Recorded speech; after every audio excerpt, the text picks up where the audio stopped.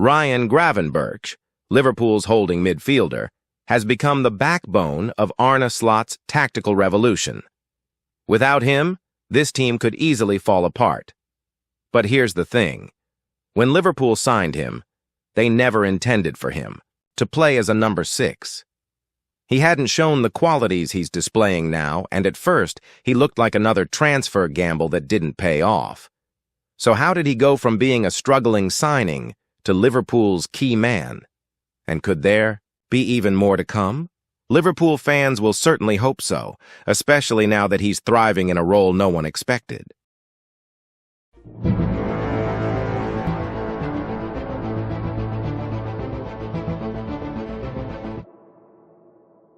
Liverpool's pursuit of Gravenberch was never Plan A. In fact, he was supposed to be an alternative to Jude Bellingham after they missed out on the English star.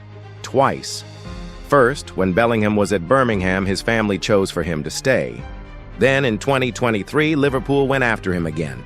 But Real Madrid's $103 million price tag was just too much. Instead of splashing everything on one player, Liverpool prioritized rebuilding their midfield with a complete, versatile talent. Someone technically secure, impactful in both attack and defense, and capable of driving the ball forward. That search led them to Bayern Munich's unwanted Ryan Gravenberch, a player they signed for $40 million. But why did an out-of-favor midfielder command such a hefty price tag? Let's rewind. Gravenberch's journey began at Ajax, where he showcased immense promise, even drawing comparisons to Zinedine Zidane. At just 16 years and 130 days, he became Ajax's youngest ever player, surpassing Clarence Seedorf's long-standing record. Under Erik ten Hag, he developed into a complete midfielder, comfortable playing as a holding, central, and even attacking midfielder. His ability to evade pressure with sharp turns made him stand out, a skill that would later define his Liverpool career. Bayern saw his potential and snapped him up in the summer of 2022 for $18.5 million. But at Bayern, things didn't go as planned. With Joshua Kimmich and Leon Goretzka dominating midfield and Jamal Musiala shining in attack, there simply wasn't space for Gravenberch. Even Thomas Tuchel, known for his tactical flexibility, didn't see him as a number 6. He played only 24 league games, starting just 3 times. Ironically, while Bayern spent the summer chasing a new defensive midfielder, they failed to realize they already had one in Gravenberch. Jurgen Klopp wasn't convinced either.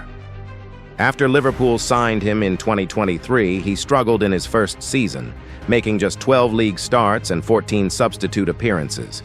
He was seen as too loose in possession, and the defensive midfield role went to Wataru Endo or Alexis Mac Allister. Klopp's inverted fullback system, meant to maximize the attacking potential of Gravenberch and Dominik Szoboszlai, ended up creating too much space in midfield, making life difficult for Liverpool's defensive setup. Ryan Gravenberch's first season at Liverpool was anything but spectacular, and heading into his second, even his biggest supporters weren't sure he would succeed. Liverpool spent the entire summer transfer window chasing Martin Zubimendi, a player Arne Slot saw as the perfect solution to bring control and stability to Liverpool's game. Slot, often described as a blend of Klopp and Guardiola, envisioned a team that could create chaos while maintaining order. Zubimendi wasn't the fastest or most athletic midfielder, but that didn't matter to Slot.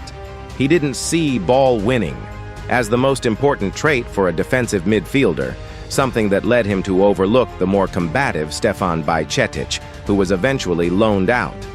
Instead, what Slot wanted was a player who could stay calm under pressure, retain possession, and progress the ball efficiently. Zubimendi fit that mold perfectly. His intelligence and ability to read the game allowed him to intercept passes and win possession without relying on pace. In the 2023-24 season, he ranked in the 86th percentile for interceptions, won 61% of His aerial duels, 52% of his ground duels, and made 5.8 recoveries per 90 minutes. It seemed like the perfect match. But despite showing interest, Zubimendi stayed put, forcing Slot to look within his own squad for a solution.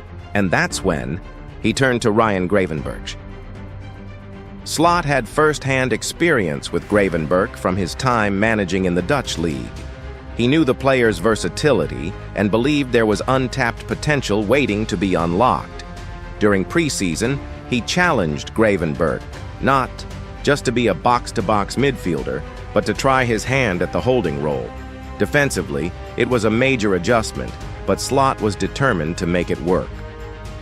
Among Liverpool's midfielders, Gravenberch stood out as the most comfortable in possession. His preseason performances weren't immediately spectacular. His confidence was still rebuilding, and he was playing a position he hadn't occupied in years. But with each game, something changed. His confidence grew, and soon he looked like he was enjoying himself. His ability to evade pressure became one of his defining traits, with fans even calling it the Gravenberch Turn, a signature move where he drops his shoulder and spins away from opponents in tight spaces. Slot's system thrives on possession-based football, luring opponents into pressing high before breaking through them. With his ability to glide past defenders, Gravenberch consistently turns defense into attack, helping Liverpool flood central areas with numbers and create goal-scoring opportunities. It's a high-risk, high-reward approach, but so far, Gravenberch has been flawless, earning praise from Slot for how quickly he's adapted to the role. But it's not just about the flair. Gravenberch has also stepped up defensively. In the Premier League, he averages 2 interceptions and 2 tackles per game, while recovering possession 5.6 times per match. He wins 60% of his ground duels, and has been dominant in the air, boasting an 85% aerial duel success rate. His performances have been crucial to Liverpool's historic start to the 2024-25 season, winning 11 of their first 12 games, the best start in the club's history. Arne Slot is now the only manager to ever achieve this for the Reds. And it's not just Gravenberch. Slot has a wealth of attacking options and isn't afraid to experiment. He's tested Diogo Jota as a false 9, while Harvey Elliott could slot in as an attacking midfielder pressing alongside the striker. Cody Gakpo, after an impressive Euro 2024 campaign where he was a Golden Boot contender, fits seamlessly into Slot's pressing system. His ability to play closer to goal makes him even more dangerous, especially alongside a striker like Darwin Núñez, whose movement can create space for him. In midfield, Curtis Jones has been quietly outstanding this season. His performances have been consistently top-tier, including a standout display against Chelsea. But despite all the quality across the pitch, the team's primary goal threats remain the same: Luis Díaz and the ever-reliable Mohamed Salah. By match day 5 of the 2024-25 season, Díaz had silenced any lingering doubts about his ability to step up, proving that he's not just growing, he's arrived. And as for Salah, he's still doing what he does best: scoring, assisting, and dominating. This season, he could find himself in a fierce Golden Boot race alongside Erling Haaland. Meanwhile, Ryan Gravenberch is still evolving, but he's inching closer to becoming the complete midfielder Liverpool hoped he would be. He's had some incredible moments, but he's also faced challenges, going head-to-head with elite midfielders, like Moises Caicedo and Declan Rice. Adapting to a new position is never easy, but the signs are promising. Could he develop into a Premier League star on the level of Jude Bellingham? Only time will tell, but Liverpool fans have every reason to be excited about his progress. If you enjoyed this breakdown, make sure to like the video and subscribe to the channel for more in-depth football analysis. Thanks for watching.